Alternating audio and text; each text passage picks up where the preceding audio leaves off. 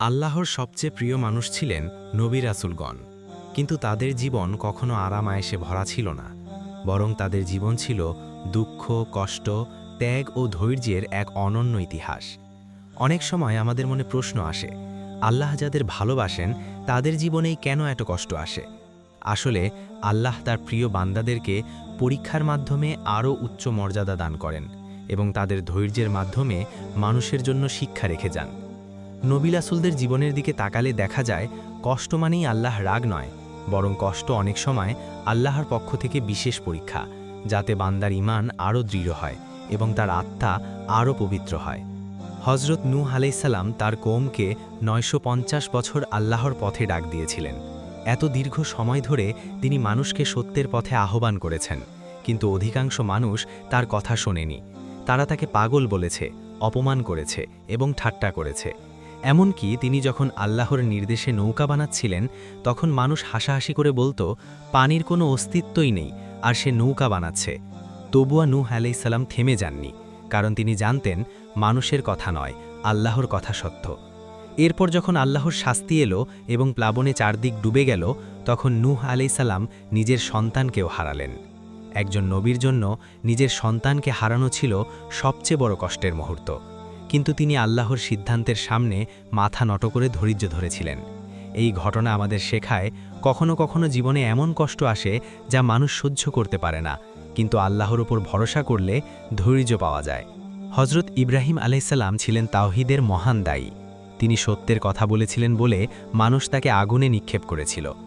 আগুনের লেলিহান শিখা দেখে সাধারণ মানুষ ভয়ে কেঁপে উঠত, কিন্তু ইব্রাহিম আলাইহিস সালাম আল্লাহর উপর এতটাই ভরসা করেছিলেন যে তিনি ভয় পাননি।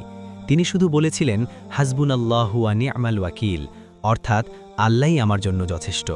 আর আল্লাহ আগুনকে আদেশ করলেন ঠান্ডা ও নিরাপদ হয়ে যেতে। এই ঘটনা আমাদের শেখায়, বিপদ যত বড়ই হোক, আল্লাহ চাইলে সেটাই বান্দার জন্য রহমতে পরিণত হতে পারে। হযরত ইউনুস আলাইহিস সালাম একবার নিজের কওমের আচরণে কষ্ট পেয়ে চলে গিয়েছিলেন। পরে আল্লাহ তাকে পরীক্ষায় ফেলেন এবং তিনি সমুদ্রে বিপদে পড়েন। ঝড়ের মধ্যে তিনি পানিতে পড়ে যান এবং একটি বড় মাছ তাকে গিলে ফেলে। অন্ধকারের ভেতর অন্ধকার, সমুদ্রের অন্ধকার, রাতের অন্ধকার এবং মাছের পেটের অন্ধকার। সেই ভয়াবহ অবস্থায় তিনি বুঝতে পেরেছিলেন, মানুষ ভুল করতে পারে, কিন্তু আল্লাহর কাছে ফিরে আসাই হলো সবচেয়ে বড় মুক্তি। তখন তিনি অন্তর থেকে তাওবা করে বলেছিলেন, লা ইলাহা ইল্লা আনতা সুবহানাকা ইন্নী কুনতু মিনাজ জালিমিন। আল্লাহ তার দোয়া কবুল করেন এবং তাকে মুক্ত করে দেন। এই ঘটনা আমাদের শেখায়, মানুষ যদি ভুলও করে, তবে আন্তরিক তাওবা করলে আল্লাহ অবশ্যই ক্ষমা করেন এবং পথ খুলে দেন। হযরত আইয়ুব আলাইহিস সালাম ছিলেন ধৈর্যের প্রতীক। এক সময় তিনি অনেক সম্পদ ও সুখ স্বাচ্ছন্দ্যে ছিলেন, কিন্তু আল্লাহ তাকে পরীক্ষায় ফেললেন। তিনি অসুস্থ হয়ে পড়লেন, সম্পদ হারালেন, অনেক আপনজন দূরে সরে গেল, এমনকি মানুষ তাকে একা ফেলে চলে গেল, কিন্তু তার মুখে অভিযোগ ছিল না। তিনি ধৈর্য ধরে শুধু আল্লাহর কাছে দোয়া করেছিলেন। অবশেষে আল্লাহ তার ধৈর্যে সন্তুষ্ট হয়ে তাকে সুস্থ করে দেন এবং হারানো নিয়ামত ফিরিয়ে দেন। আইয়ুব আলাইহিস সালাম আমাদের শেখান, যখন মানুষ একা হয়ে যায়, যখন কেউ পাশে থাকে না, তখনও আল্লাহ থাকেন, আর ধৈর্যের পরে অবশ্যই সাহায্য আসে। সবচেয়ে হৃদয় ছুঁয়ে যাওয়া দৃষ্টান্ত হল আমাদের প্রিয় নবী মুহাম্মদ সাল্লাল্লাহু আলাইহির জীবন। তিনি মক্কার মানুষের হাতে অপমানিত হয়েছেন, নির্যাতিত হয়েছেন, পাথরের আঘাতে রক্তাক্ত হয়েছেন।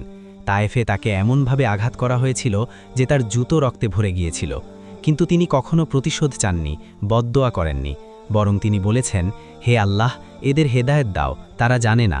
তিনি শুধু নিজের জন্য নয়, নিজের উম্মতের জন্যও কাঁদতেন। তিনি আমাদের না দেখেও আমাদের কথা ভেবেছেন। কিয়ামতের ময়দানে সবাই যখন নিজের মুক্তির জন্য ব্যস্ত থাকবে, তখন তিনি বলবেন, উম্মতি উম্মতি। এই ভালোবাসা পৃথিবীর কোনো মানুষের ভালোবাসার মতো নয়। এই ভালোবাসা ছিল আল্লাহর রহমতের প্রতিচ্ছবি।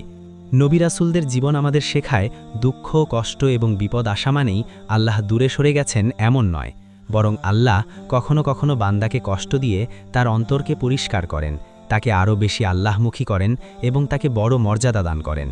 তাই যখন আমরা জীবনে বিপদে পড়ি, হতাশ হয়ে যাই, চোখের পানি ফেলি, তখন মনে রাখতে হবে, আল্লাহর প্রিয় বান্দারাও কেঁদেছিলেন, কিন্তু তারা কখনো হাল ছাড়েননি। তারা জানতেন অন্ধকারের পর আলো আসবেই, কষ্টের পর রহমত আসবেই, এবং ধৈর্যের সাথে দোয়া করলে আল্লাহ অবশ্যই সাহায্য করবেন, কারণ আল্লাহ সবসময় তার বান্দাদের দেখেন, শোনেন এবং কখনো একা ছেড়ে যান না।